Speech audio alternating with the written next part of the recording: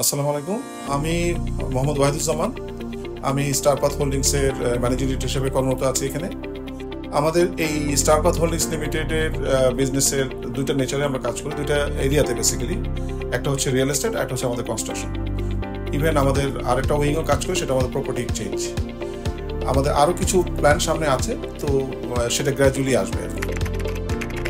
যে কোনো প্রতিষ্ঠানেরই শুরুটা কিন্তু খুব একটা ভালো হয় না, বা একটু হার্ডই হয়। আমাদের দিক থেকে আমাদের শুরুটাও ওরকমই বলতে পারেন। আমি বেসিক্যালি আগে জবে ছিলাম, প্রায় 17 বছর জব করেছি আমি। তারপরে এই প্রতিষ্ঠানের শুরু। আমাদের প্রতিষ্ঠানের ইনকর্পোরেশন 2011-তে। আমি চাকরি ছাড়ি তারপর পরেই। তো শুরুতে যে সময়গুলো খুব হার্ডল টাইম গিয়েছে ন্যাচারালি, তখন ফাইন্যান্সিয়াল ক্রাইসিস থাকতো। এবং ওই সময়টা আরও একটা জিনিস ছিল যে আমাদের বিজনেসের জন্য, এই সেক্টরের বিজনেসের জন্য টাইমটা খুব খারাপ ছিল, যেটা 111-এর পরে এই সেক্টরটা অনেক ডাউন ছিল আর কি। তো শুরু থেকে যখন আমরা কাজ শুরু করি, তখন যেটা হয়েছে যে আমি বেশ কিছু মানুষের অনেক সমর্থন পেয়েছি, সেটা ইনফরমেশন বলেন, সাপোর্ট বলেন, বা মেন্টাল সাপোর্ট বলেন, সেই দিক থেকে।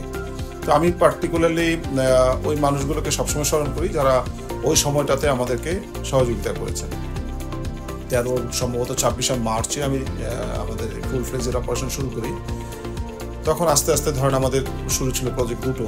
সেখান থেকে এখন পর্যন্ত আমরা আলহামদুলিল্লাহ 47টার উপরে প্রজেক্ট হ্যান্ডওভার করেছি। এখন রানিং প্রজেক্ট প্রায় 29টা।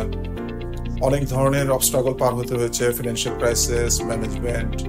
শুরুতে কিন্তু আমরা মাত্র 3 জন মিলে শুরু করেছিলাম।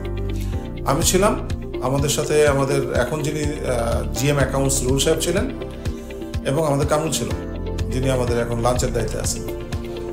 সেই 2013-র সেই শুরু থেকে এখন আলহামদুলিল্লাহ আমাদের 300-র উপরে আমরা পেরোলে আমাদের টিম মেম্বার।